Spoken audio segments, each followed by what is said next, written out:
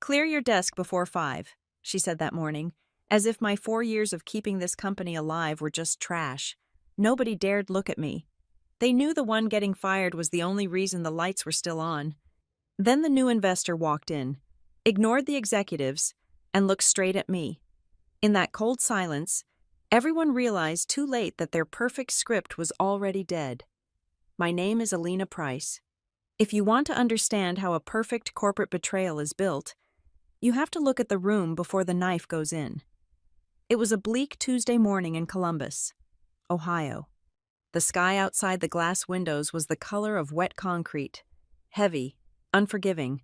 Inside the headquarters of Norval Response Logistics, the fluorescent lights buzzed with a sickly hum. We were an organization supposedly dedicated to saving lives by keeping medical supply chains intact, but that morning, the only thing being carved up and left for dead was my career.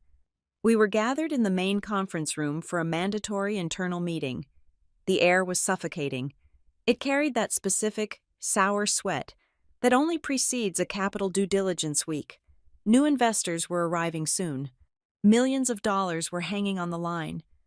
I stood near the back, my shoulders pressed firmly against the cold glass door. Cradled tightly in my arms was a massive binder. It contained 3 solid weeks of my life. Hundreds of grueling hours of sleepless nights, cross-referenced supplier maps, contingency protocols.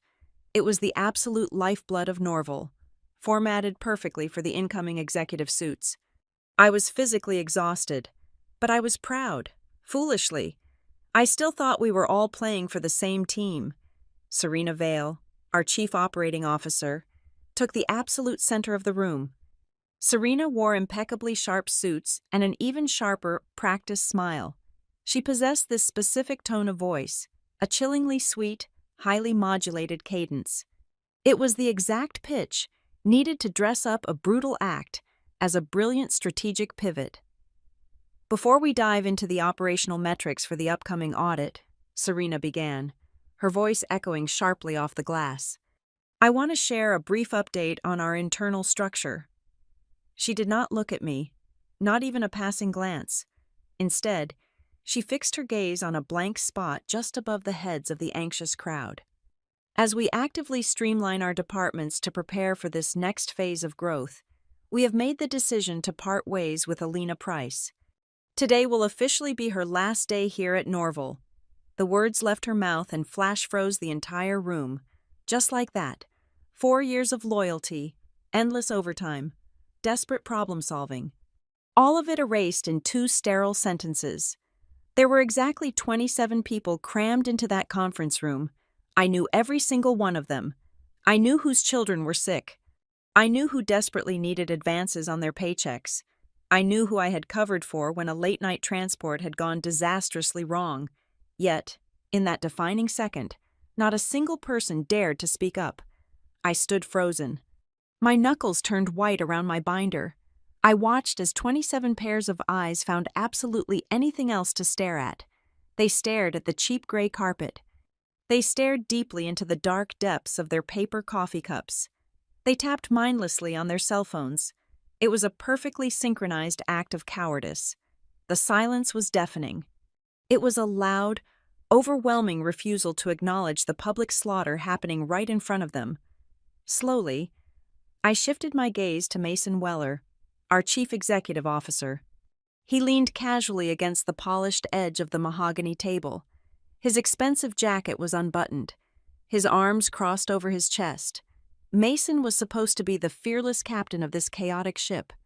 Instead, he just watched. He observed the scene with the detached interest of someone reviewing a minor administrative glitch. He did not blink. He did not step in to offer even a single hollow word of gratitude. I had poured literal blood and sweat into keeping his failing company afloat. His profound silence was the final nail in the coffin. It confirmed what my gut already knew. This was a premeditated execution, planned in the shadows and approved at the highest level. Serena was not finished. She smoothed the front lapel of her blazer and offered one last honey-coated directive.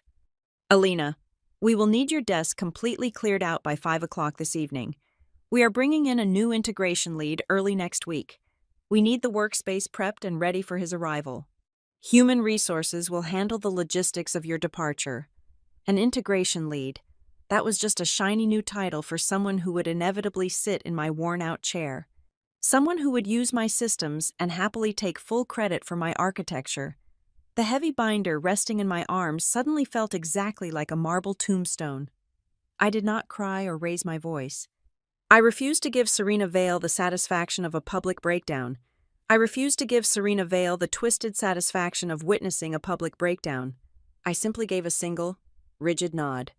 My face was a locked mask of pure ice. I slowly turned my body around, pushed open the glass door, and calmly walked out of the conference room. The most terrifying part of that walk down the corridor was the realization that my legs were actually still holding me upright. My entire professional world had just been violently ripped out from under my feet. My financial security was suddenly shattered. My dedication was casually spat upon, yet my physical body miraculously continued to function through sheer mechanical shock. Every single step I took echoed loudly on the polished hardwood floor. Each heavy footfall was a stark testament to the strange, numb resilience that automatically takes over when you are publicly humiliated. Let me paint a much clearer picture of what it actually means to be the invisible spine of a logistics company like this. Norval was not shipping boxes of paper clips. We moved highly volatile, life-saving medical supplies. We dealt with cold chain logistics. If a refrigerated truck broke down on a snowy interstate highway, critical insulin supplies spoiled, dialysis clinics shut down, real people suffered.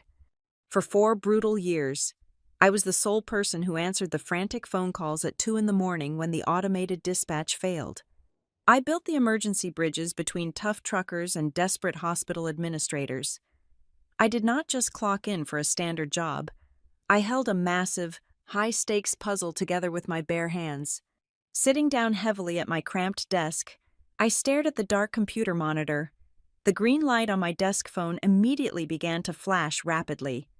3 separate missed calls from anxious clients who explicitly only trusted my direct extension. My desk was a lived-in mess. It was cluttered heavily with brightly colored sticky notes, complex hand-drawn vendor maps, and several half-eaten protein bars left over from chaotic nights where I simply never went home to sleep. They arrogantly wanted all of this cleared out before 5 o'clock. They expected 4 years of my life to be neatly packed into a cheap brown cardboard box in less than 8 hours. The sheer audacity of Serena's sickly sweet voice replayed over and over in my tired mind. The slick corporate jargon she weaponized to seamlessly sanitize a targeted career assassination. Strategic pivot. Streamline. Integration lead. These were the cowardly words weak people used when they lacked the human spine to look you in the eye and admit they were stealing everything you built. They desperately wanted me gone right before the new investors arrived because I was the only person who fully knew the unpolished truth. I knew exactly how fragile this entire company really was. I knew exactly which internal wires were dangerously crossed and precisely which financial numbers were wildly inflated. Mason's total silence was just as loud as Serena's announcement. He knew exactly what he was doing by letting her wield the axe. They were furiously cleaning house. They were desperately preparing a highly polished, sanitized version of Norval for the due diligence team. My messy, honest reality simply did not fit cleanly into their beautiful slide decks. But what those executives fundamentally failed to realize was that you cannot just casually delete the lead architect and expect the building to stand tall when the inevitable hurricane makes landfall. I slowly placed the thick binder down on the center of my desk. The thud it made sounded exactly like a judge's gavel slamming down. My hands were shaking slightly, not from sorrow or fear. They were shaking from a rapidly rising white-hot clarity. The initial shock was fading, rapidly replaced by the incredibly sharp, analytical mindset that made me so good at my job. In the world of high-stakes logistics, when there is a catastrophic failure, you do not panic. You assess the root cause. You coldly trace the fatal error back to its exact point of origin. I looked down at the rapidly flashing green light on my desk phone once again. Those were my loyal clients calling. my relationships, the absolute trust I had personally forged over hundreds of tense crisis management calls. As the harsh reality of the morning finally settled deeply into my bones, a singular, burning thought cut effortlessly through the thick fog of their betrayal. It was a critical question that would ultimately become the complete undoing of Serena Vale, Mason Weller, and the entire house of cards they thought they controlled. Why would they actively choose to publicly fire the exact person who was solely responsible for holding almost 100 critical client relationships from completely collapsing? 4 years ago, I did not walk into this building wearing a tailored blazer or carrying a prestigious degree in supply chain management. I came through the back service elevator at 11 o'clock at night. I started on the graveyard shift.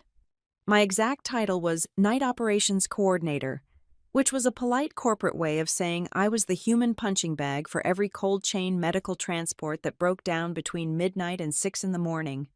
I did not climb the corporate ladder by networking at expensive golf courses or kissing the rings of vice presidents. I learned how this industry really worked from the people the executives upstairs deliberately ignored. I sat in drafty loading docks drinking terrible gas station coffee with long-haul truck drivers. I learned the names of the warehouse dispatchers who worked the holiday shifts. I memorized the voices of the cold chain managers and the exhausted heads of receiving at rural medical clinics. They were the ones who actually knew why a shipment of critical biologics failed. They knew the routing software the executives spent millions of dollars on was utterly useless when an ice storm hit Interstate 70. From that gritty, boots-on-the-ground reality, I started building something of my own. I called it the Bridge Ledger. It was not some flashy multi-million-dollar software integration with a slick user interface. It was a battered, heavily encrypted spreadsheet and a meticulously curated digital Rolodex. It was a living, breathing backup network of alternative trucking routes, emergency-leased cold storage units in off-the-grid industrial parks, and independent sub-suppliers.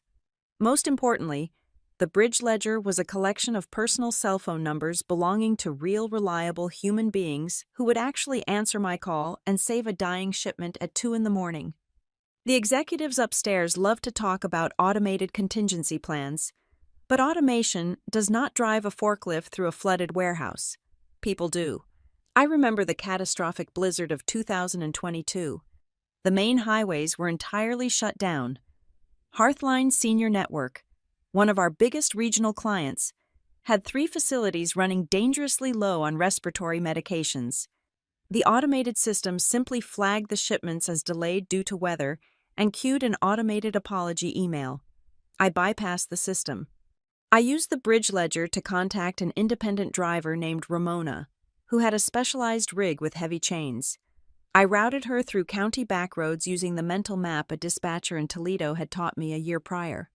We got the medication to Hearthline with exactly 4 hours to spare. 6 months later, a massive regional fuel strike paralyzed the traditional freight lines. Lakehaven Dialysis Partners was staring down the barrel of turning away dozens of patients because their specialized fluids were stuck in a stalled transit hub. Serena Vale and her team were busy drafting legal force majeure letters to protect the company from liability. Meanwhile, I was on my personal cell phone, negotiating space on a local agricultural transport that happened to have a functioning refrigeration unit. I saved that account while the executive suite was busy covering their own tracks. Because of the Bridge Ledger, Norval survived multiple fiscal quarters that the board of directors had privately written off as total losses. Our retention rate for key accounts skyrocketed, and it was not because of Norval's glossy marketing brochures or Serena's perfectly rehearsed pitch meetings. It was because I absolutely refused to sell our clients empty corporate promises. If I said a truck was going to be there, it was there. I called them back exactly when I promised I would. I showed up mentally and emotionally when the worst-case scenarios happened. Most importantly, I remembered the very human fears of the people on the other end of the telephone line. I knew the clinic manager at Lakehaven was terrified of losing a patient on her watch. Not just missing a delivery quota, but the reward for digging the trenches is usually just a bigger shovel. Up in the glass-walled conference rooms, the narrative was masterfully rewritten. I would submit my quarterly incident resolution reports, detailing exactly how the bridge ledger had bypassed a logistics nightmare. Weeks later, I would sit in the back row of a town hall meeting and listen to Serena Vale present those exact saves. She never used my name. She never mentioned the bridge ledger. Instead, she confidently rebranded my blood, sweat, and sleepless nights as the executive board's strategic continuity framework.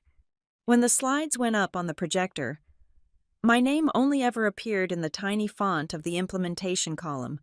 I was positioned as a mere data entry clerk executing their brilliant, high-level vision. I let it happen. That is the hardest truth to swallow. I allowed them to steal my ghost because I was too busy actually doing the work to fight for the spotlight. The personal toll was staggering. A silent debt I accrued while keeping Norval in the black. I completely abandoned the concept of a personal life. I missed my best friend's wedding because a temperature-controlled freight train derailed in Nebraska. I spent countless weekends sleeping in my uncomfortable office chair, wrapped in a thin promotional fleece jacket, waiting for confirmation that a delayed vaccine shipment had cleared a customs checkpoint.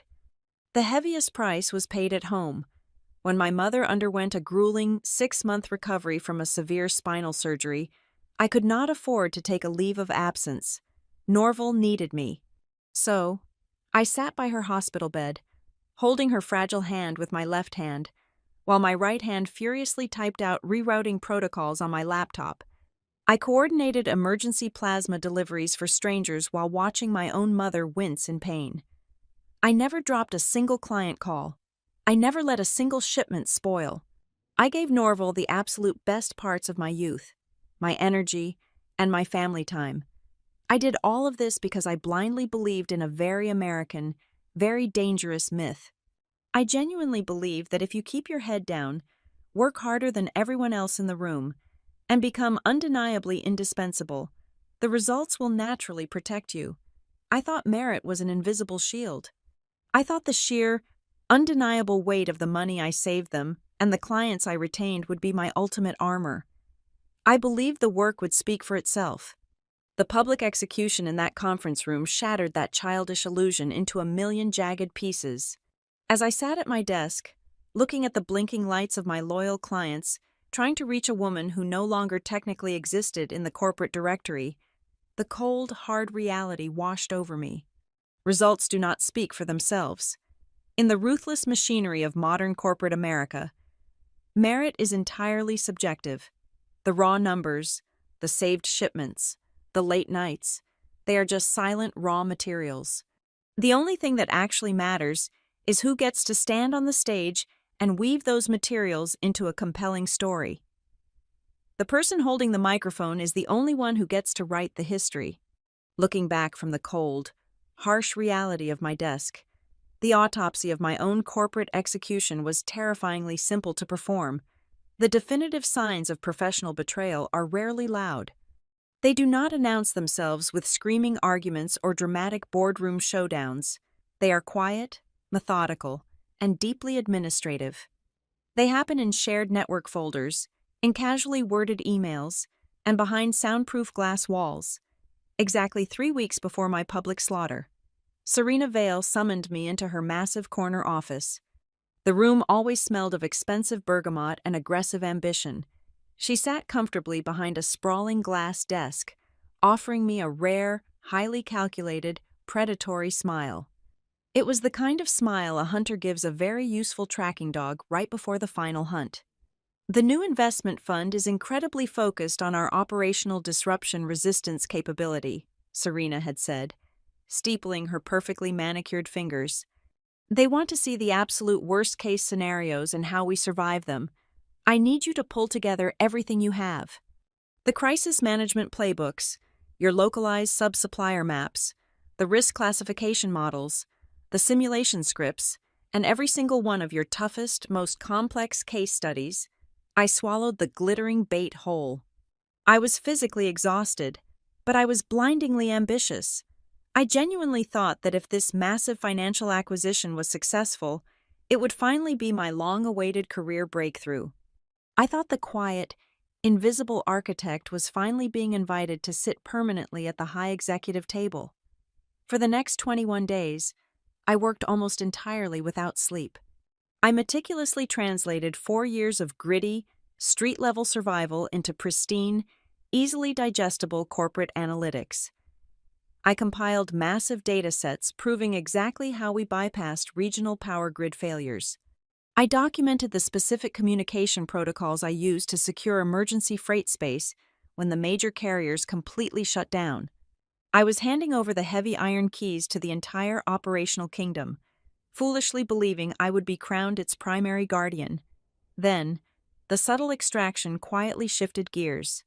Grant Holloway, our vice president of strategy, began hovering around my cramped cubicle. Grant was a man who spoke entirely in hollow buzzwords and possessed the operational instinct of a potted houseplant. He started casually requesting the raw, foundational materials rather than the finished summaries. "Alina, could you shoot me the original working files for the winter contingency models?" Grant asked one rainy afternoon, casually leaning his weight against my fabric partition. "Just the raw data logs and your personal internal notes.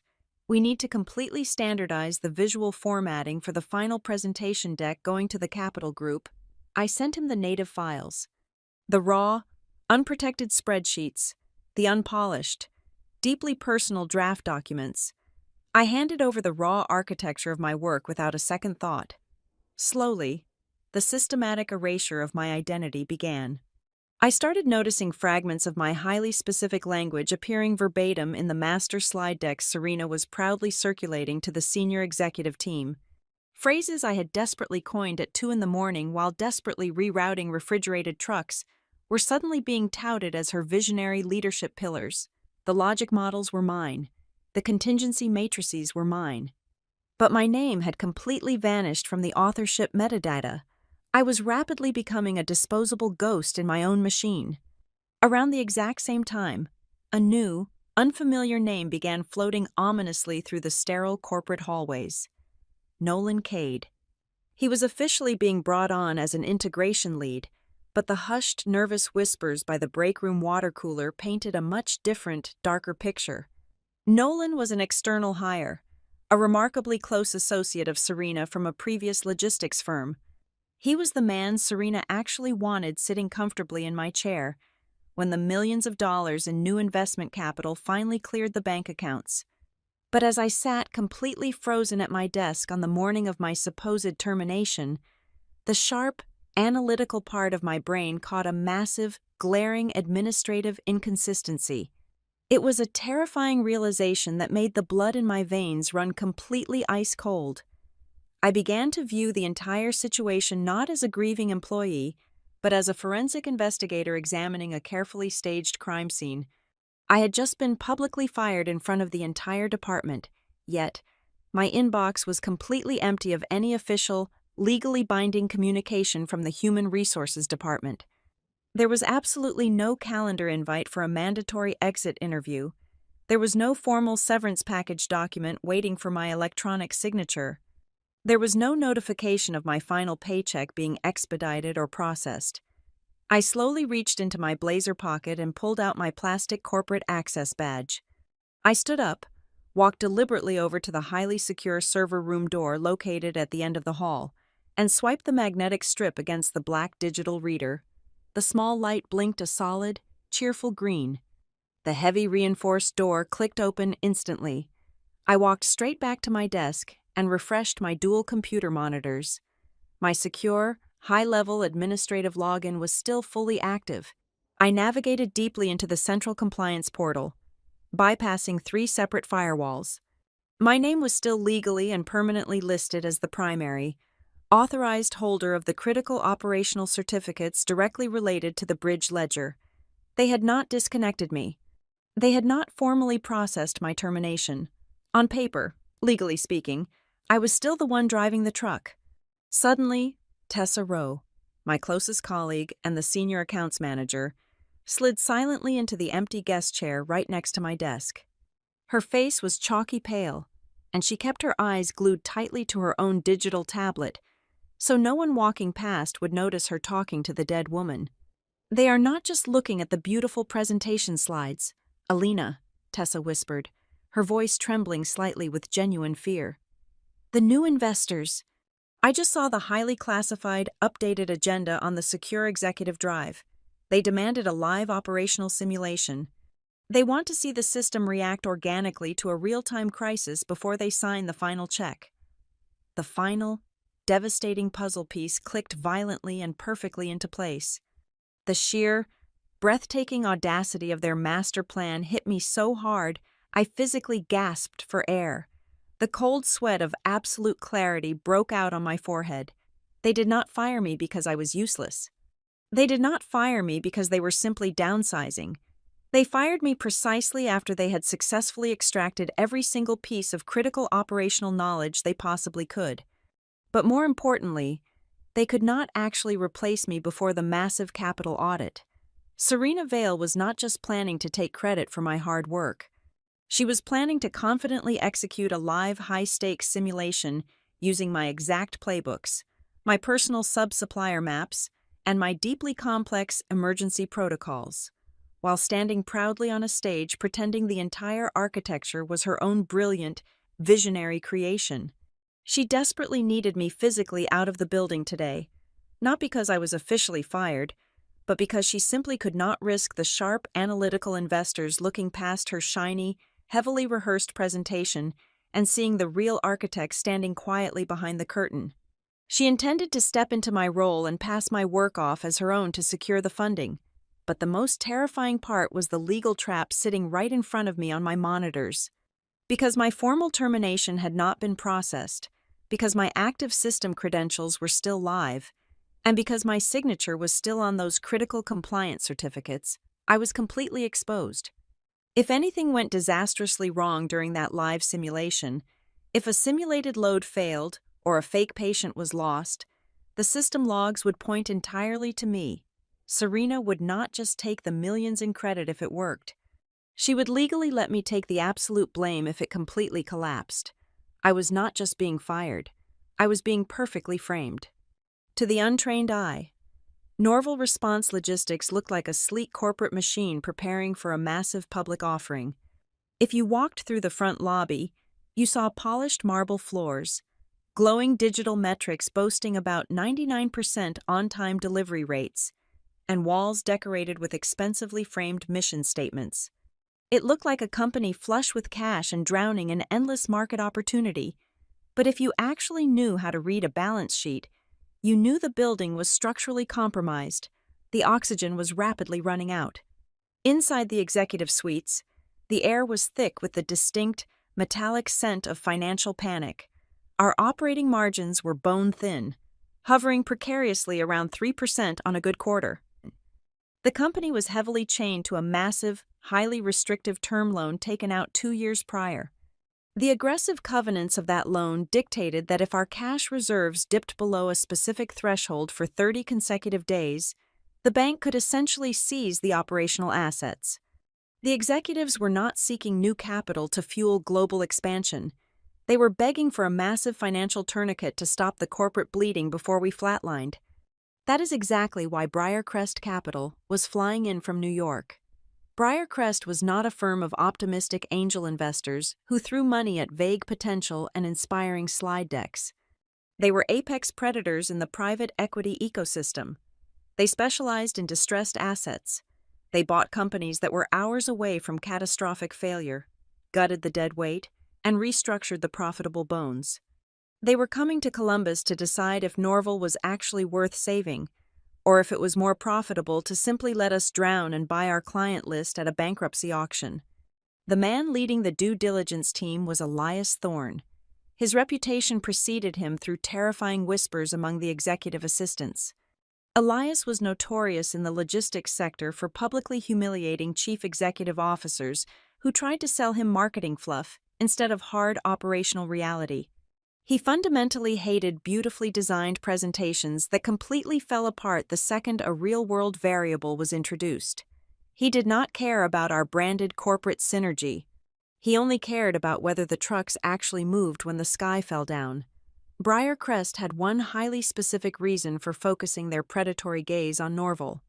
Several months ago, a massive regional healthcare conglomerate, which happened to be a cornerstone anchor in the Briarcrest portfolio, had experienced a severe logistics failure during a regional blackout. They survived only because they were quietly routed through an emergency network operated by an unnamed vendor. The portfolio managers started referring to it internally as the Ohio Overnight Rescue Model. They traced the convoluted paperwork back to Norval. Elias Thorne wanted to buy the exact machine that pulled off that miracle. He wanted the absolute certainty of my crisis architecture to protect his other investments. Serena Vale, possessing the cunning survival instincts of a cornered animal, had smelled the investor interest immediately. She knew Briarcrest was specifically hunting for the Ohio model. So, in the shadows, she took my gritty, dirt-stained bridge ledger, scrubbed away the human sweat, and ran it through a corporate car wash. She violently stripped my name off the digital architecture and rapidly rebranded the entire ecosystem. She called her stolen masterpiece the North Star Continuity Framework. It sounded expensive. It sounded like something a highly compensated chief operating officer would invent during an exclusive executive retreat. She seamlessly attached this shiny new label to her own leadership portfolio, ready to serve it to Elias Thorne on a silver platter, but Serena made one critical, deeply arrogant mistake. In her massive rush to clear my physical body from the premises, she completely forgot to coordinate with the Information Technology Department to immediately revoke my top-level security clearances. Sitting in the eerie quiet of my cubicle, watching my desk phone flash with desperate client voicemails, I kept my hands steady on my keyboard. I dragged my mouse across the screen and clicked deep into the secure executive drive. The digital folders opened instantly, offering absolutely no resistance. I bypassed the standard financial summaries and went straight for the locked administrative vault containing the materials prepared specifically for the Briarcrest arrival. I opened the master itinerary. I saw the highly detailed schedules, the catered lunch orders, and the exact sequence of presentations. Then, my eyes locked onto a subfolder labeled as Final Legal Compliance. My chest tightened as I double-clicked the icon. A massive, heavily encrypted PDF document populated my screen. It was the formal operational warranty appendix. This was the legally binding document that assured the investors, under penalty of federal wire fraud, that the crisis management systems presented in the pitch were fully operational, stress-tested, and currently active. I scrolled down past the endless pages of dense legal jargon. I scrolled past the liability waivers. I reached the final page, the designated signature block. The air trapped in my lungs suddenly turned to heavy lead. Right there, on line item 42, next to a date stamp showing it had been processed just 24 hours ago, was my full name, Alina Price. And right beside my printed name, securely embedded into the digital fabric of the document, was my authorized electronic signature. It was the exact cryptographic key issued to me by the compliance department 4 years ago. I stared at the glowing blue pixels of my forged consent until my vision blurred. I had never seen this document before in my entire life. I had never received an authorization request. I had never clicked approve. The sheer gravity of the situation slammed into me like a speeding freight train. The narrative instantly and violently shifted from a tragic story of corporate theft to a terrifying scenario of criminal liability. They were not just stealing my hard work to secure a $15 million lifeline, they were actively weaponizing my legal identity. Serena and Mason were fully aware that the North Star Continuity Framework was a complete house of cards without my daily, manual intervention. They knew that if Briarcrest injected the capital, and the system subsequently collapsed during the next major winter storm, the investors would immediately sue Norval for extreme misrepresentation and fraud. When the federal investigators and the angry corporate lawyers came hunting for the person who falsely certified the broken system, Serena would simply point at the signed compliance appendix. She would show them my electronic signature.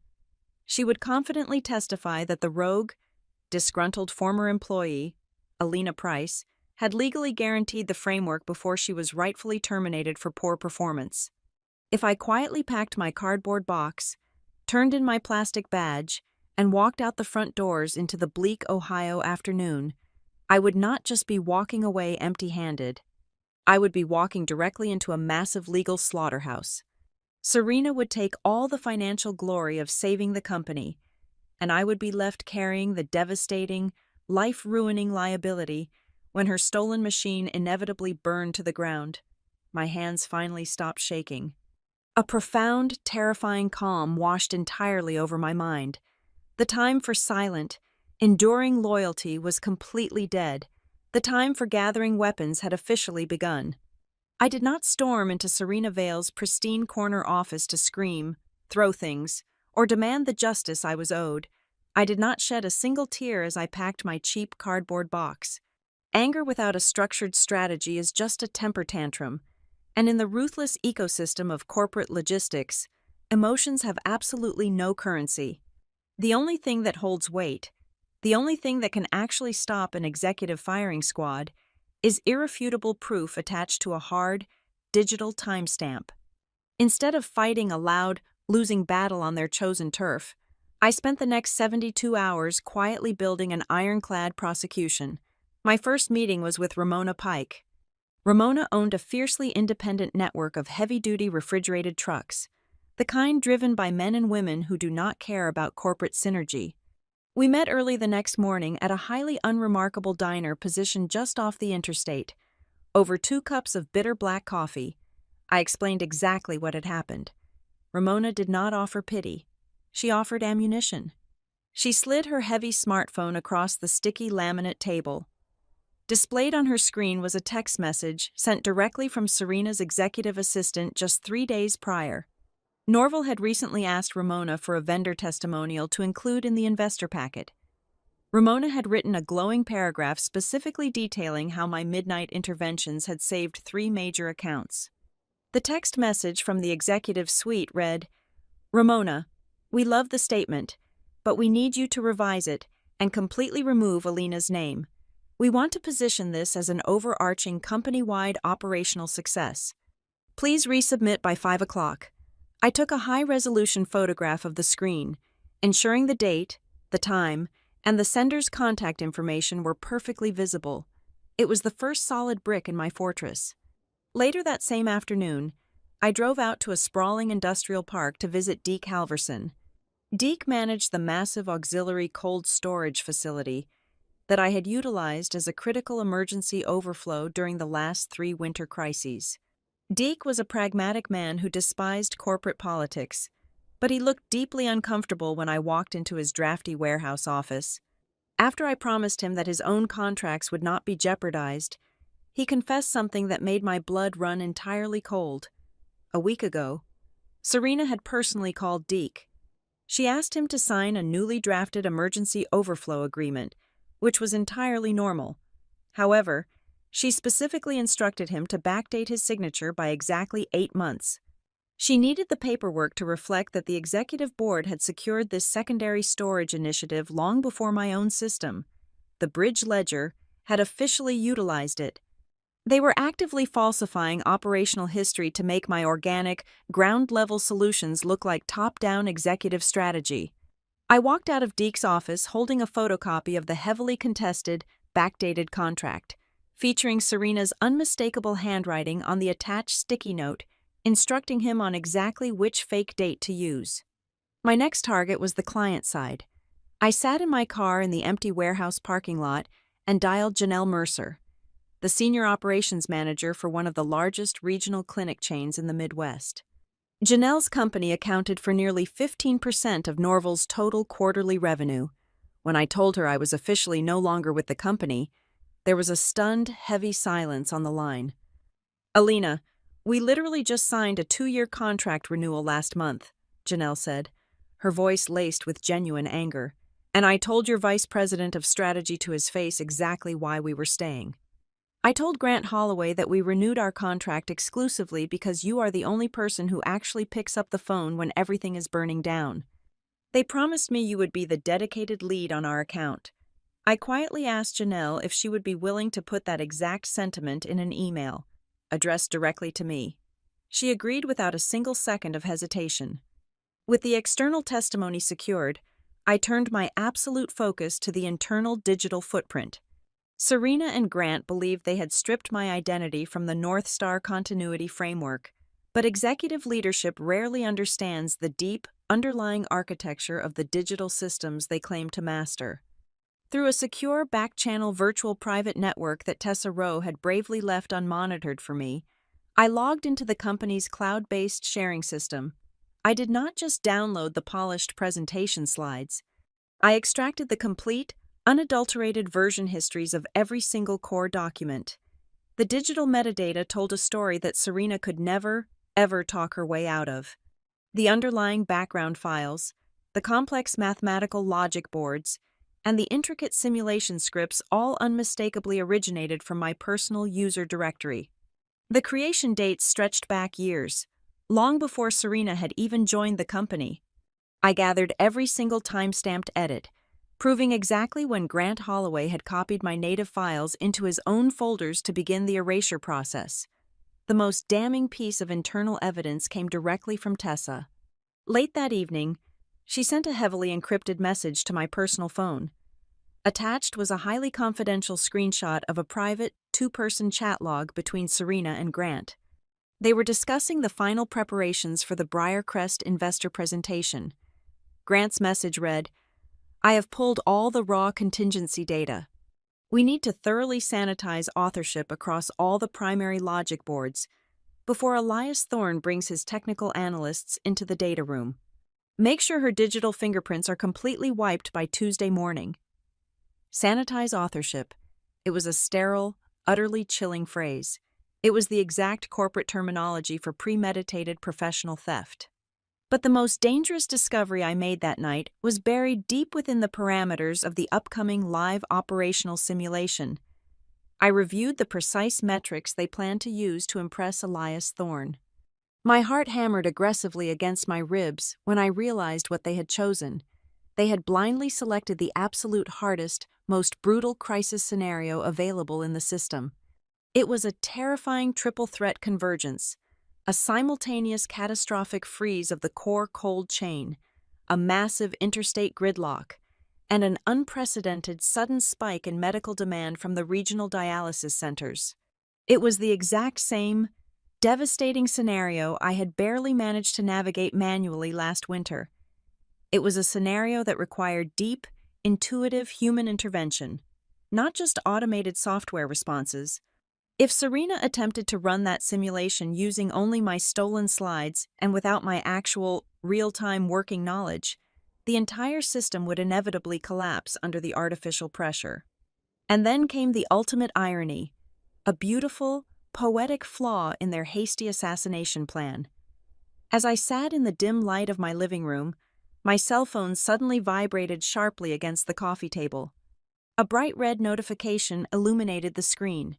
It was an automated system alert from Norval's Central Dispatch, warning of a minor temperature fluctuation in a holding facility. The red alert system was still pouring its critical data directly into my personal phone. Serena had desperately wanted me gone, but the information technology department could not actually sever my direct contact number from the central crisis hierarchy without completely breaking the priority routing logic that I had built myself. Nobody inside that building knew how to manually decouple my identity from the machine without accidentally shutting down the entire early warning system. I was officially terminated, yet I was still the only person holding the operational pulse of the entire company in the palm of my hand. Staring at the glowing red alert, I made a very clear, unbreakable promise to myself. I established my absolute principle for the war that was about to begin. I would absolutely not save Serena Vale from the crushing, public humiliation she was actively walking into. I would let her stand under the blinding spotlights and choke on the stolen words she did not actually understand.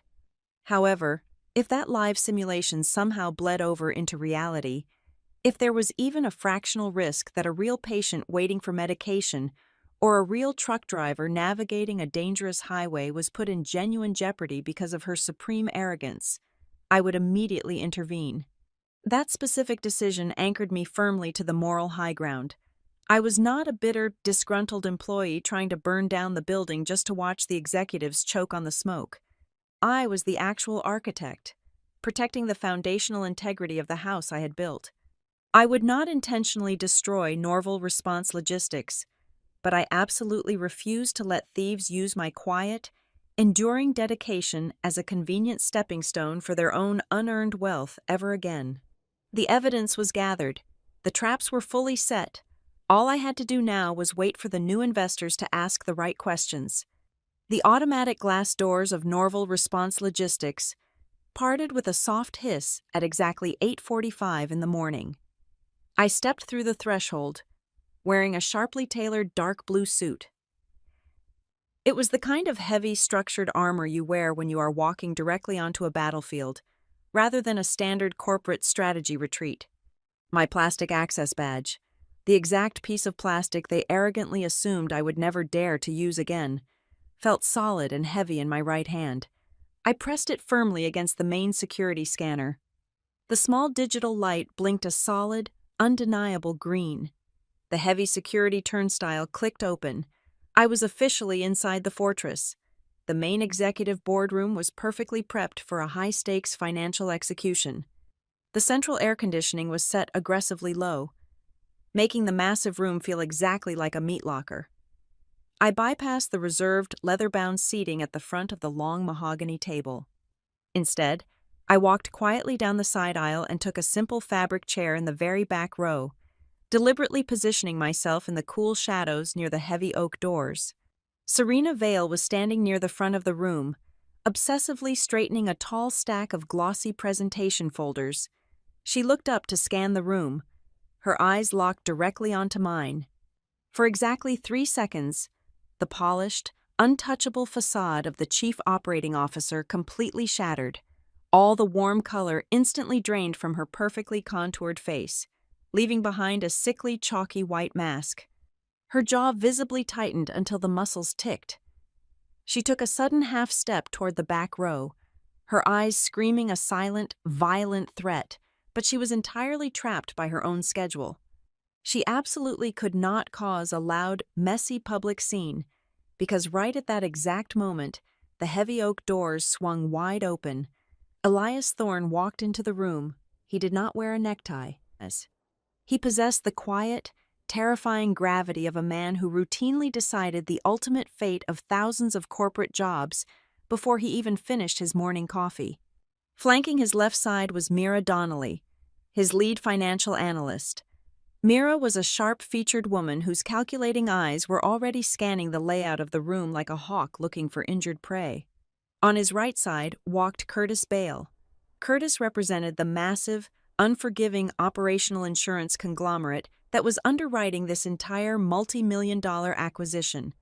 His mere presence in the room meant the risk assessment was deadly serious. If Curtis Bale did not like the operational security, the insurance premiums would completely bankrupt Norval before the ink on the contract even dried. Mason Weller, our supposedly fearless chief executive officer, immediately stepped up to the wooden podium. He offered weak, excessively sweaty handshakes to the incoming guests. Mason launched directly into his perfectly rehearsed, entirely hollow opening remarks. He spent exactly 10 minutes talking in endless, exhausting circles about sustainable market growth, the intrinsic value of our human capital, and his bold, disruptive vision for the future of cold-chain medical logistics. It was the standard, flavorless corporate appetizer designed exclusively to artificially inflate the fragile ego of the room. Elias Thorne did not even bother to open his thick leather notebook.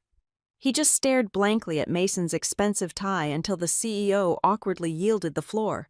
Serena stepped confidently into the harsh glare of the overhead projector light. The massive digital screen behind her illuminated with a beautifully designed title slide. It read, North Star Continuity Framework in bold, aggressive lettering. It took every single ounce of self-control I possessed to keep my face perfectly neutral. For the next 25 minutes, I sat silently in the back of the freezing room and watched Serena deliver the absolute greatest performance of her professional life. She was using a script she had stolen entirely from my locked hard drive. She seamlessly navigated through deeply complex structural diagrams that I had literally mapped out on my living room floor with a black marker. She proudly defined the rigid parameters of our rapid response culture using the exact same sentences I had desperately written in an email to a stranded truck driver 3 years ago. She eloquently praised the brilliant architecture of our strategic vendor partnerships, as if she had personally shaken hands with the exhausted warehouse managers who did not even know her first name. She owned the room with absolute, unearned authority. It was a breathtaking masterclass in pure professional plagiarism. But while Serena was busy performing for the glowing projector screen, I was busy watching the actual power in the room. Elias Thorne was not looking at the beautiful, heavily stylized slides. He was watching the people. He quietly observed Grant Holloway nervously tapping his expensive silver pen against the mahogany table. He noticed the slight, uncomfortable shifts in posture from the middle management team sitting tightly in the second row. Elias knew perfectly well that beautiful graphics and confident delivery could easily hide a rotting, unstable foundation. Serena clicked a button on her remote, bringing up a polished summary slide, and offered a bright, highly inviting smile. I would be absolutely happy to open the floor to any initial questions the Briarcrest team might have regarding the framework, she said, her voice dripping with artificial sugary confidence. Elias leaned forward slowly. He rested his heavy elbows firmly on the polished wood and folded his hands together. Let us talk about the actual dirt on the tires. Serena, Elias said. His voice was a low, gravelly rumble that instantly sucked the remaining oxygen out of the large room. Your presentation slides look absolutely fantastic, but when a major winter storm wipes out Interstate 90 and your primary freight routes are completely overloaded with rotting cargo, how exactly does this specific system prioritize the massive backlog? I am not asking for your broad corporate philosophy. I am asking for the exact mechanical trigger. And regarding your so-called exclusive relationships with these auxiliary cold storage units across the Midwest, how legally binding are those contracts when a much higher-paying competitor suddenly needs the exact same frozen space? The entire boardroom went dead silent. Serena's bright smile remained entirely frozen on her face, but her eyes flickered with a sudden, sharp, undeniable panic. These were not the soft, high-level strategy questions she had rehearsed for hours with Grant. These were gritty, tactical, street-level interrogations. Furthermore, Elias continued smoothly, not giving her a single second to catch her breath, at what exact hour of a cascading network failure does your beautiful routing algorithm officially tap out? When do you pull the plug on the automated software and force a living, breathing human being to make a manual, life or death logistical decision regarding medical supplies? Serena swallowed hard. Her throat bobbed visibly. She gripped the sharp edges of the wooden podium until her knuckles turned completely white. She opened her mouth and immediately deployed a heavy, suffocating smokescreen of bow corporate st. She started throwing around vague technical language about rerouting capacity, failover procedures, and vendor flexibility. It sounded polished, but it did not answer the problem in front of her. She was using buzzwords to dodge a practical question that required a real operator. Mira Donnelly abruptly stopped typing on her laptop. She closed the lid with a sharp snap. Curtis Bale raised a highly skeptical eyebrow and exchanged a very long, very deliberate look of utter disappointment with Elias. Elias held up a single, flat hand, stopping Serena right in the middle of a breathless sentence about risk mitigation. "Stop," Elias commanded softly. That single word hit the tense room like a physical blow to the stomach. Serena's mouth snapped shut. Elias slowly closed his leather notebook. He looked directly across the table at Mason Weller, completely ignoring Serena for a long, agonizing moment, before finally shifting his cold gaze back to the podium. "We are not going to sit here and debate the hypothetical, academic merits of your slide deck for another 2 hours while $30 million of my capital hangs in the balance," Elias stated firmly, his tone carrying the absolute weight of a judge delivering a final verdict. "You explicitly claim this North Star framework is the absolute backbone of your operational valuation. You claim it can handle the absolute worst-case scenarios without a single dropped shipment or compromised patient." Serena blinked rapidly, completely thrown off balance by the aggressive shift in tone. "Excuse me, Elias, we have the verified historical data right here in the printed appendix. The numbers speak for themselves.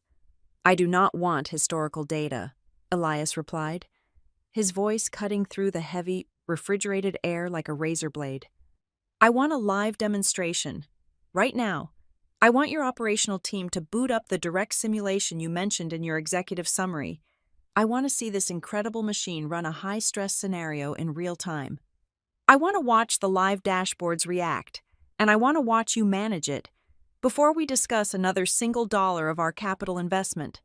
The IT director nervously typed a series of commands on his laptop, projecting the live operational dashboard onto the massive screen at the front of the boardroom.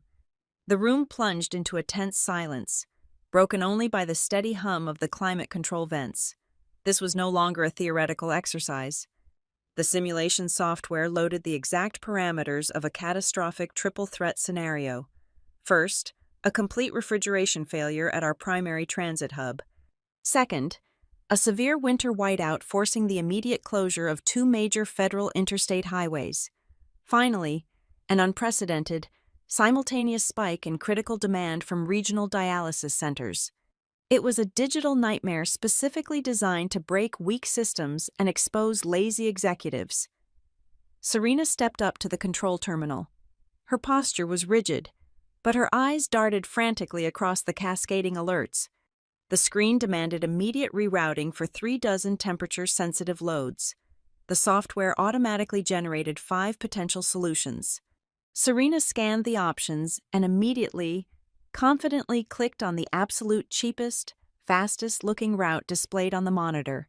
It was a regional carrier path through the Northern Logistics Corridor. From the shadows of the back row, I watched the disaster unfold in slow motion. I knew exactly why that specific route was a fatal trap.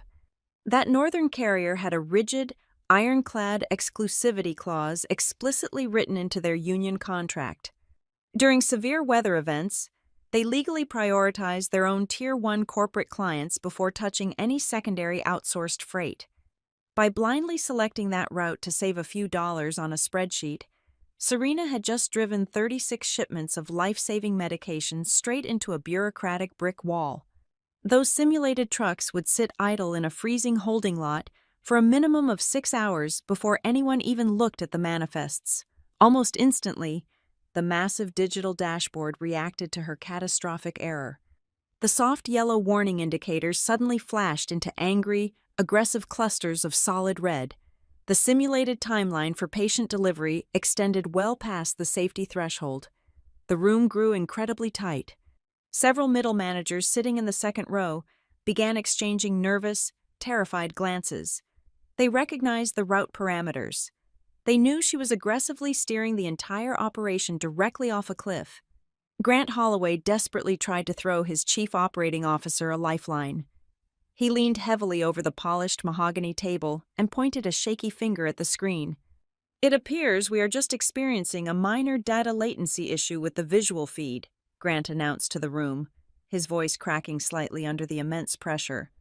"The North Star framework is currently dynamically reallocating the loads in the background.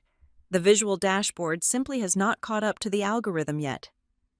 It was a pathetic, transparent lie. The sophisticated investors knew it. I knew it. The real error was not the software. The fatal flaw was that Serena had completely skipped the mandatory manual override protocol.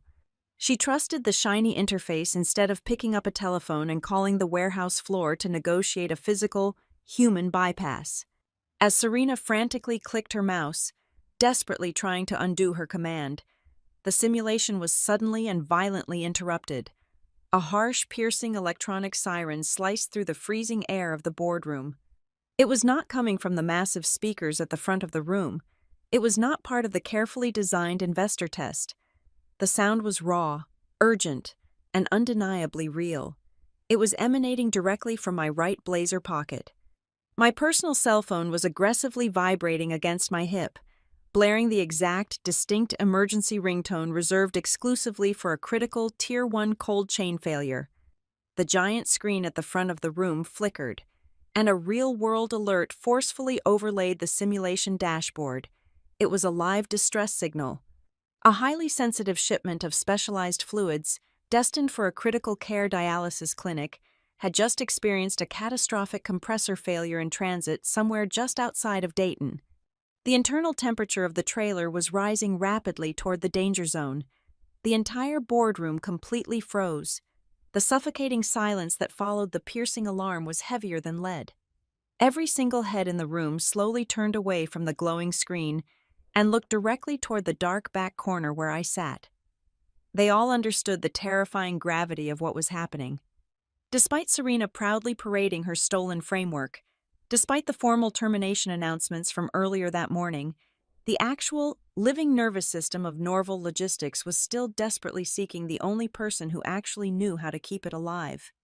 Tessa Rowe, sitting near the middle of the long table, broke the silence. She did not whisper. She spoke the undeniable truth loud enough for the entire room to hear. The priority red alerts are still routing directly to Alina.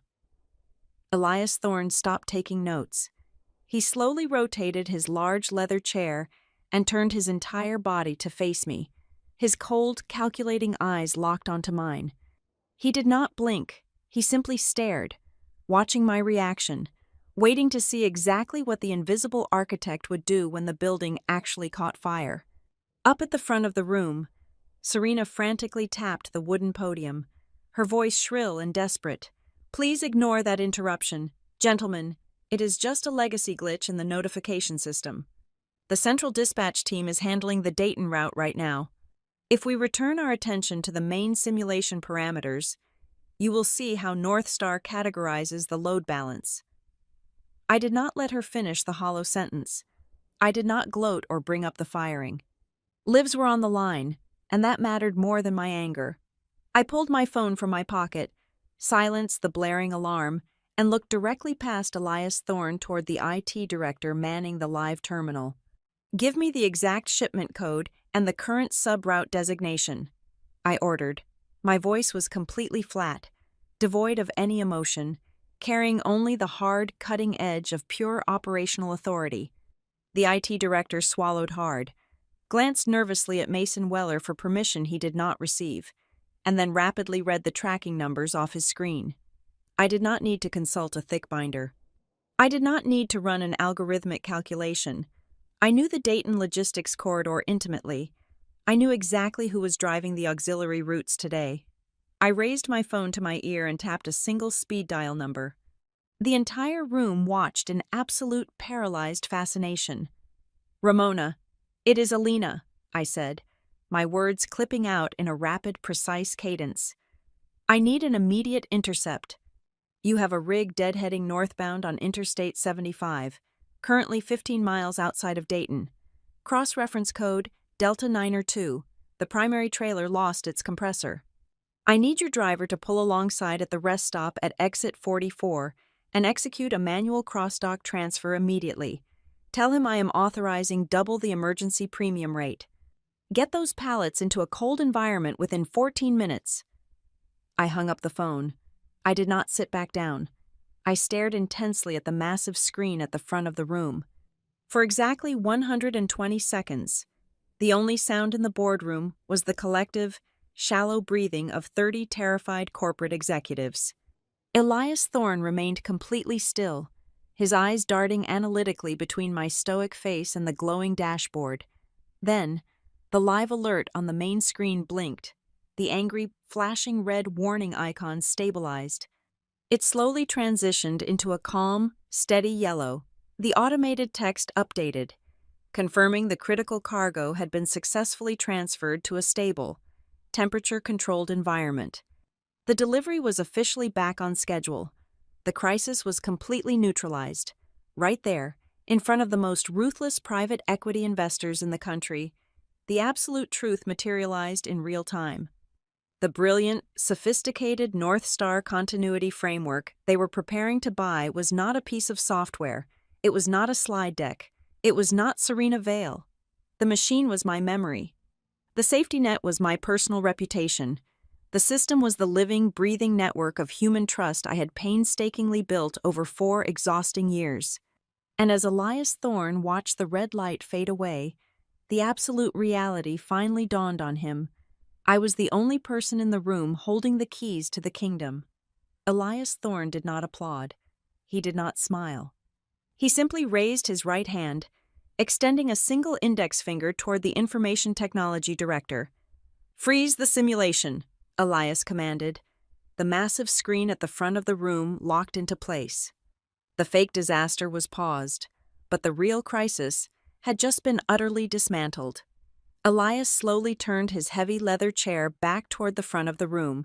He bypassed Mason Weller entirely. He locked his piercing, analytical gaze directly onto Serena Vale. "Who is she?" Elias asked. The question was not a polite request for a name.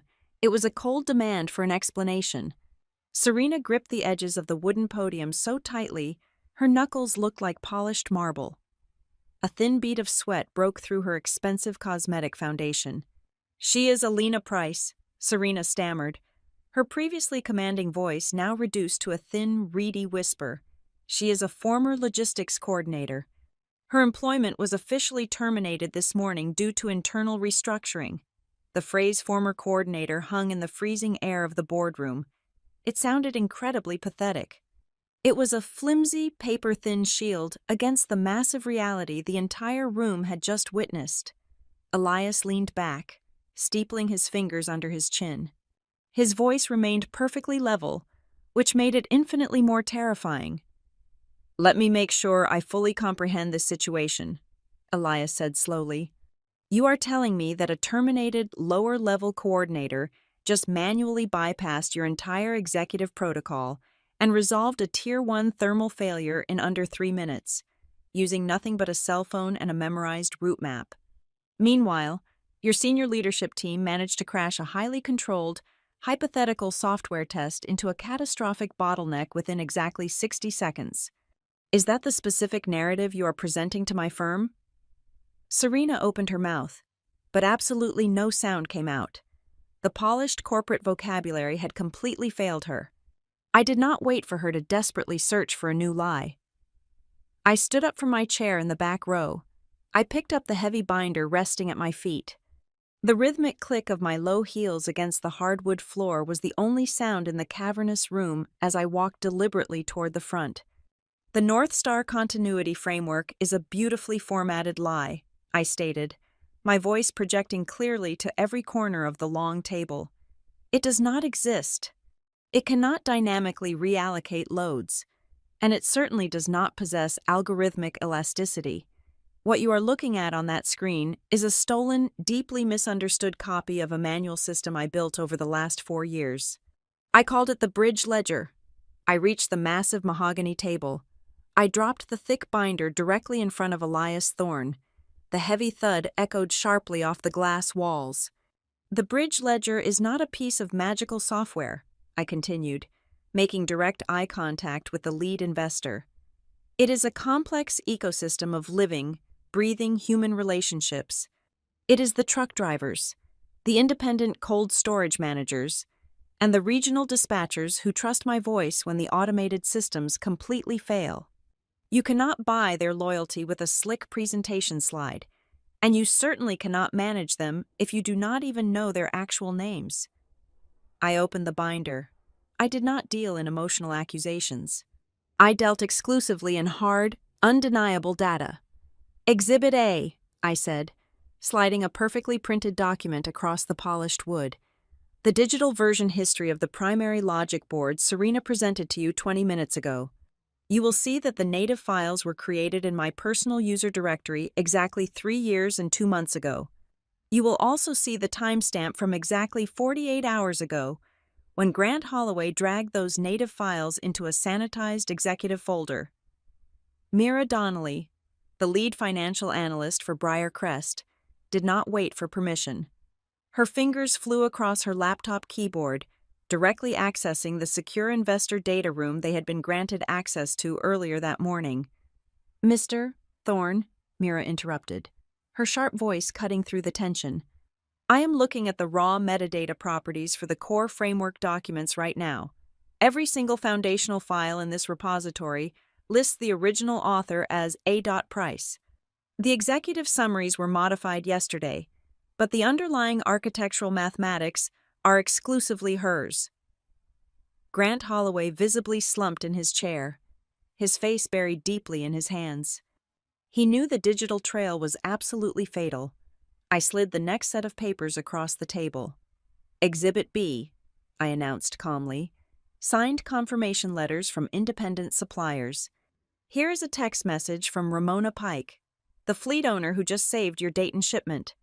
The message is from Serena Vale's office, explicitly ordering Ramona to remove my name from her vendor testimonial so the executive board could claim the overarching credit. Next to it is a backdated overflow contract from Deke Halverson, proving they actively falsified their operational timeline to match my previous successes. Curtis Bale, the representative from the massive operational insurance conglomerate, leaned heavily into the table. His face was a mask of pure professional fury. "This is not just an internal human resources dispute," Curtis barked, glaring at Mason Weller. "The massive premium discount my firm underwrote for Norval Response Logistics last fiscal year was explicitly contingent on the operational risk profile submitted under the direct supervision of Alina Price. We ensured her specific methodology. If she is no longer the architect, and if your executives are driving this machine without understanding the brakes, our entire liability model is completely void. We will pull your coverage by the end of the business day." Mason Weller finally realized the catastrophic magnitude of the situation. This was no longer about who got a bonus or a promotion. The $30 million acquisition was actively dying right in front of him, and the insurance revocation would bankrupt the company within 4 weeks. "Alina, please," Mason pleaded, holding up his hands in a desperate gesture of surrender. "Let us take a step back. We can step into my office and discuss an immediate reinstatement. We can negotiate a highly aggressive compensation package." I looked at the chief executive officer with absolute cold disgust. "We are far past negotiations, Mason," I said coldly, "because you did not just steal my work. You tried to frame me for your inevitable failure." I pulled the final, most devastating document from the back of the binder. I placed it directly in front of Elias and Naomi Voss, the Briarcrest Legal Counsel. "This is a printed copy of the final compliance appendix currently sitting in your secured investor data room," I stated, my voice dropping to a low, hard register. "It legally guarantees the operational readiness of the system under penalty of federal wire fraud.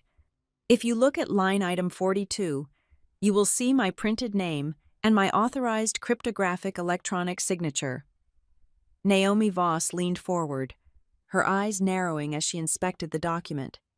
"I was officially terminated this morning," I continued, ensuring every single word landed like a physical blow. Yet my top-level system credentials remained fully active. I never reviewed this final appendix.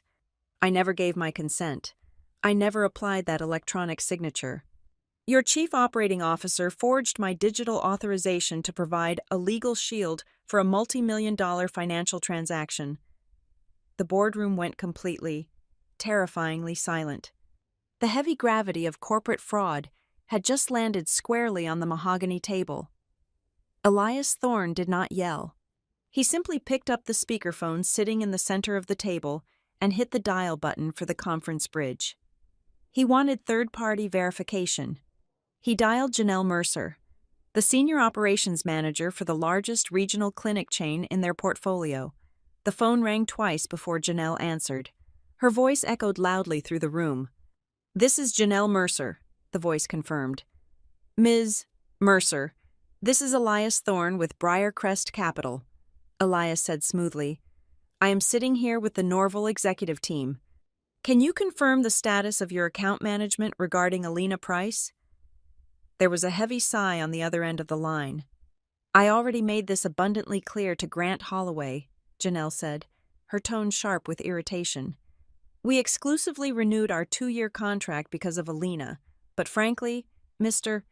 Thorne, I am deeply concerned about the ethics of this management team. Serena Vale's office called my directors yesterday afternoon. They explicitly told us that Alina was suffering from a severe mental breakdown, that she was highly unstable, and that she was being permanently removed from our account for our own safety. Janelle's words echoed off the glass walls. The professional betrayal had mutated from simple theft into a calculated, malicious character assassination. They had actively tried to destroy my professional reputation to ensure I could never work in this industry again.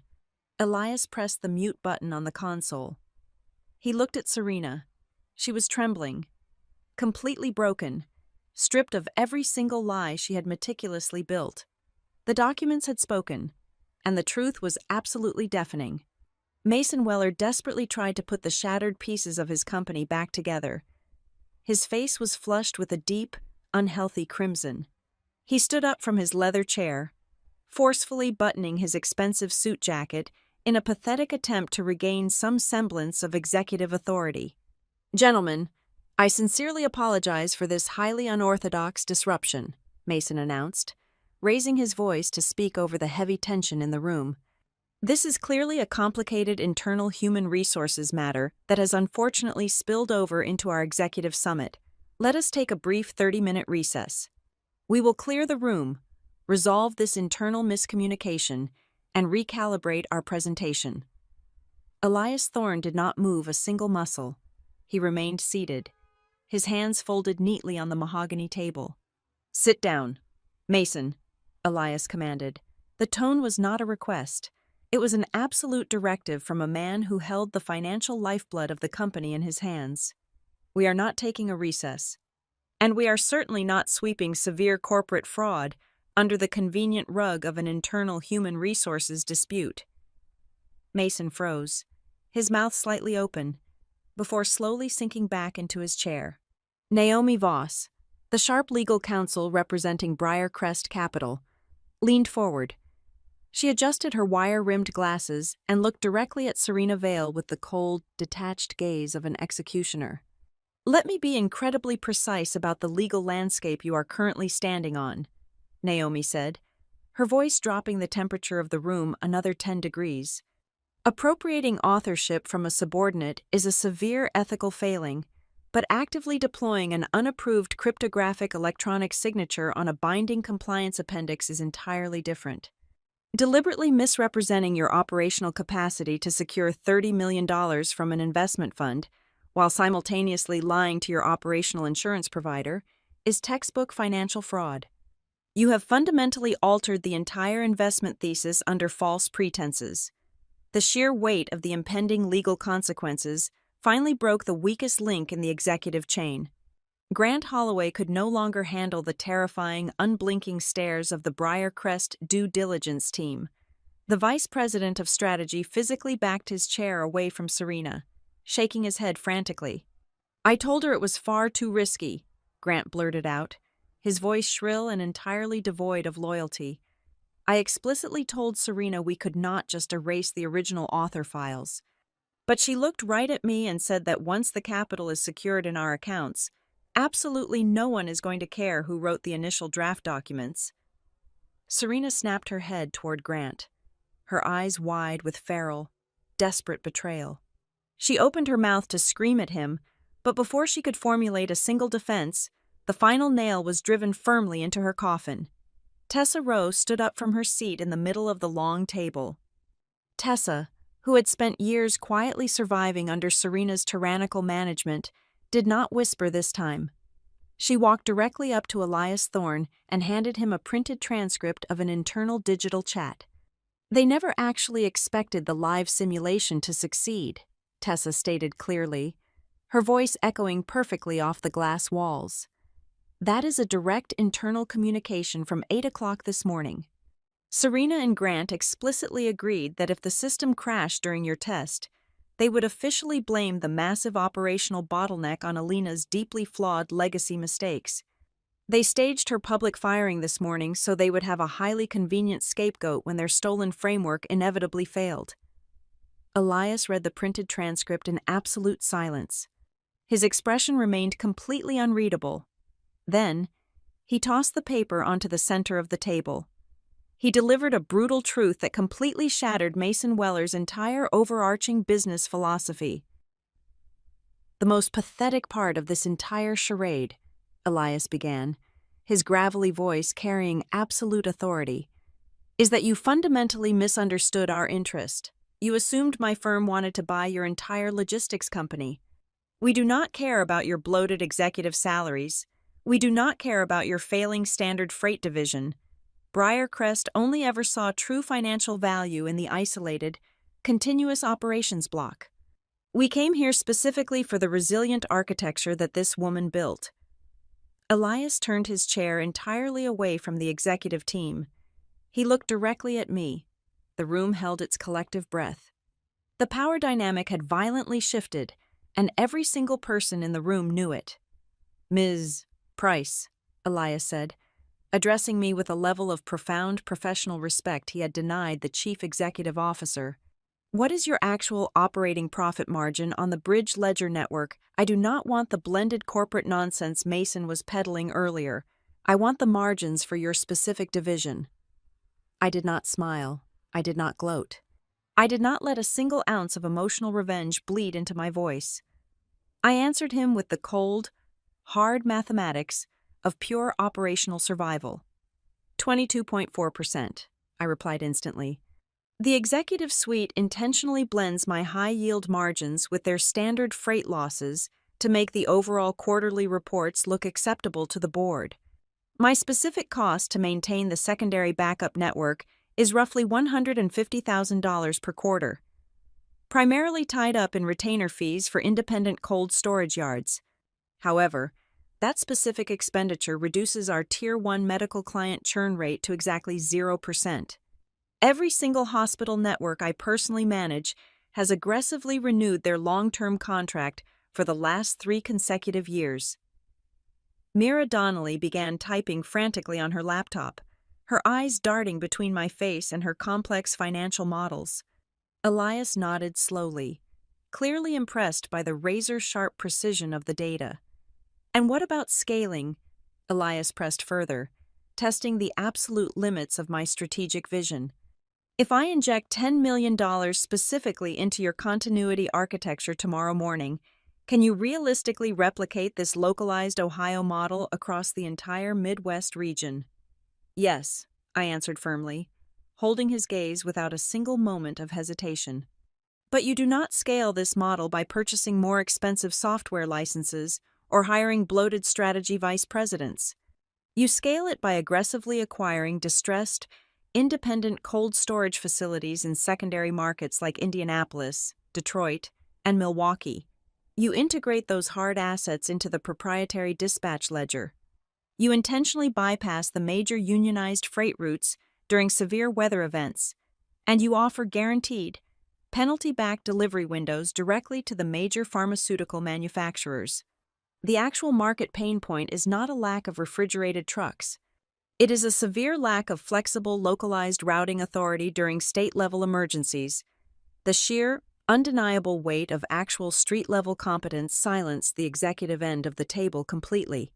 Suddenly, from the second row of chairs, the director of regional sales cleared his throat.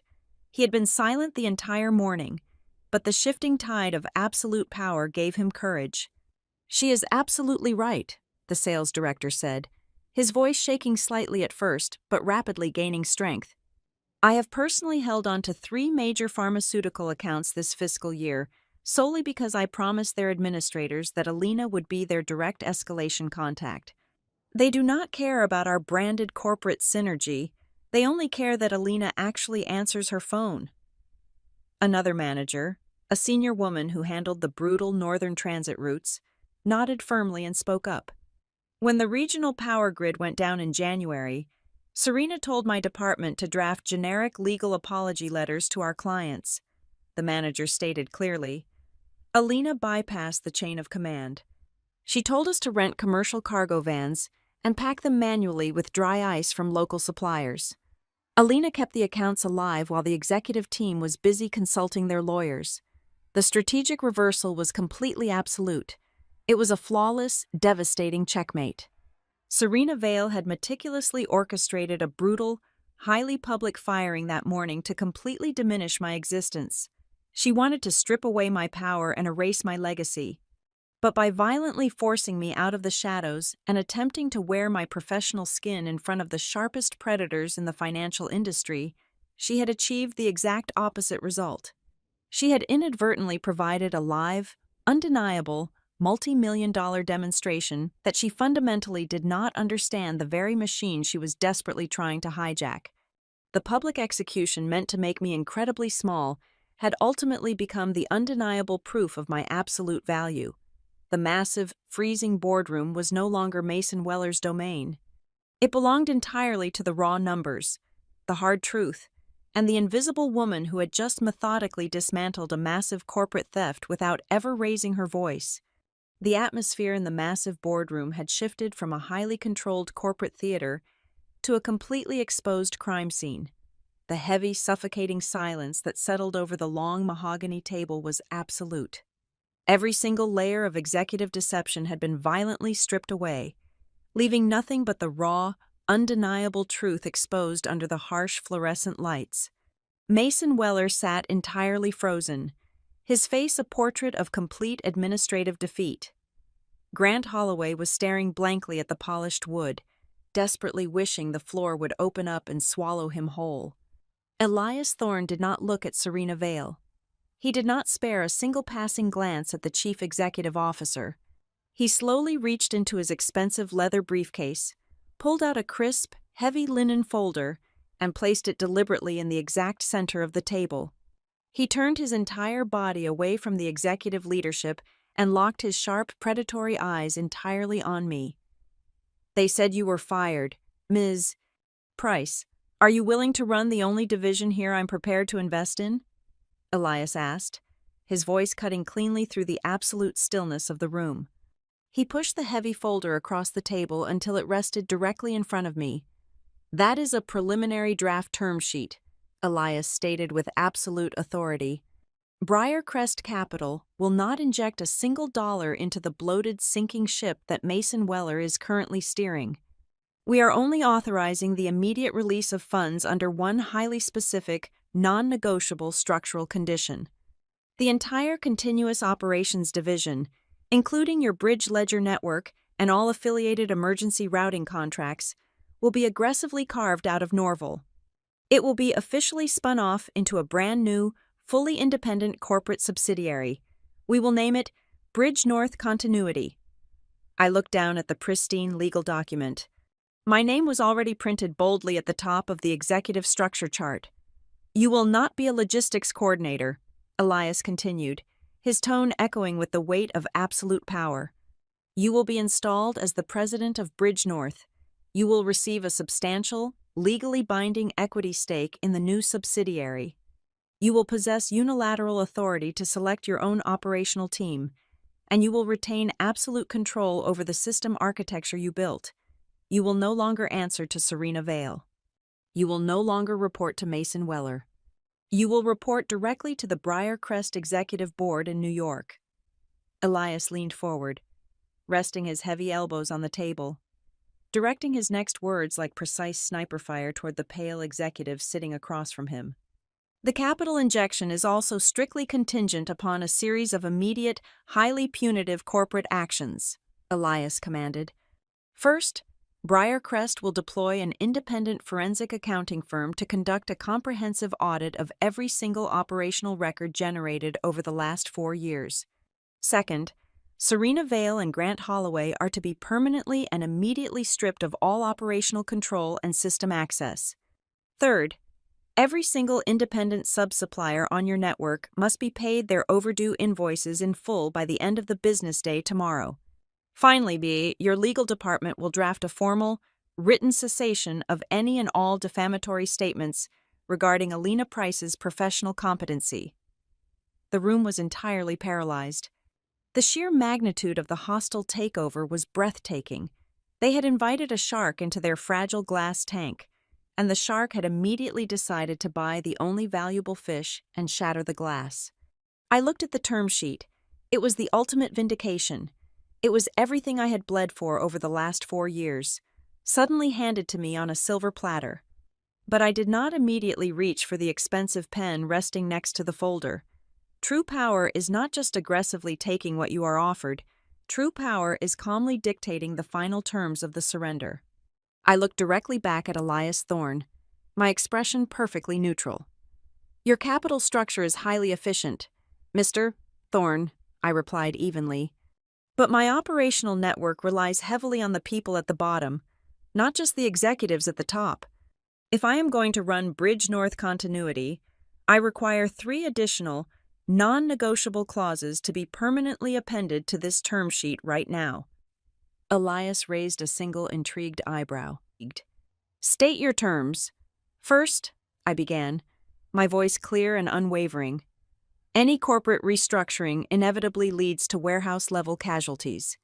I want a legally binding, fully funded severance protection package established for every single blue-collar warehouse worker and dock loader who might be displaced during the corporate spin-off. They will not pay the price for executive mismanagement." I paused, letting the financial weight of the demand settle over the room before turning my gaze toward the terrified chief executive officer. "Second," I continued coldly, "Mason will personally sign a formal letter of correction. This letter will clearly detail the exact nature of the operational transition and explicitly retract the malicious, fabricated statements regarding my mental stability. It will be sent via certified mail to every single Tier 1 client on our roster before 5 o'clock this evening." Finally, I turned my attention to the middle of the long table, looking directly at the woman who had bravely risked her own career to smuggle me the internal chat logs. "Third," I stated firmly, "Tessa Rowe is immediately resigning from her current role under Serena. She is transferring to Bridge North Continuity as my newly appointed Vice President of Client Relations, with a base compensation package directly reflecting her actual market value, completely separate from Norval's existing pay scale." Tessa gasped softly, pressing her hand over her mouth as tears of absolute shock and profound relief instantly welled in her eyes. Elias Thorne did not hesitate for even a fraction of a second. He nodded once, a sharp, decisive movement. "Naomi," Elias said, glancing at his lead legal counsel, "add those specific stipulations to the final addendum. Have the revised paperwork ready for signature within the hour." Mason Weller sat completely trapped in his expensive leather chair. He had absolutely no remaining leverage. His only other viable alternative was facing a total financial collapse within a matter of weeks, suffering the complete loss of all remaining market trust, and likely defending himself against severe legal consequences for the forged compliance documents. He swallowed his massive pride, stared down at the polished table, and gave a slow, utterly defeated nod of agreement. I finally allowed myself to look at Serena Vale. There was no loud, dramatic, cinematic breakdown. She did not scream or throw her coffee cup across the room. Her punishment was infinitely more profound and substantially more agonizing. Her absolute worst nightmare had just materialized in real time. She was forced to sit silently in her perfectly tailored suit and watch the exact same people who had witnessed her humiliate me just hours earlier now watch me systematically extract the single most valuable asset from her failing company. She was completely paralyzed, suffocating under the crushing weight of her own weaponized arrogance, utterly destroyed by the undeniable truth of a signed document. The meeting was officially adjourned. The executives pushed their chairs back and filed out in stunned silence. I did not leave Norval Response Logistics that afternoon, carrying 2 cheap brown cardboard boxes filled with desk trinkets, like the broken woman they had attempted to discard that morning. I stood up tall, smoothing the front of my dark blue suit. I gathered my original, heavy data binders. I picked up the preliminary draft term sheet representing millions of dollars in real structural power. As I walked down the main corporate corridor toward the front lobby, the entire office had gone silent. The eyes of every single person in the building, the middle managers who had looked away, the executives who had lied, and the operations staff who had silently prayed for a miracle, finally looked straight at me. I walked through the automatic glass doors and stepped out into the crisp Ohio air. That is the heart of a real revenge story. You do not achieve actual justice by becoming louder, crueler, or more manipulative than the people who tried to bury you. You secure your revenge by methodically forcing the power and the leverage to flow back into the hands of the person who actually created the value. You simply allow the thieves who tried to steal your spotlight to live forever in the excruciating, quiet moment when the absolute truth strips away their entire stage. Thank you so much for listening to my story today. I would absolutely love to know where you are tuning in from. So please drop a comment below and tell me what city or country you are listening from so we can connect and share our thoughts together. If you enjoyed this journey, please make sure to subscribe to the Boss Revenge Stories channel, like this video, and show your support by hitting that hype button so this story can be heard by even more people out there.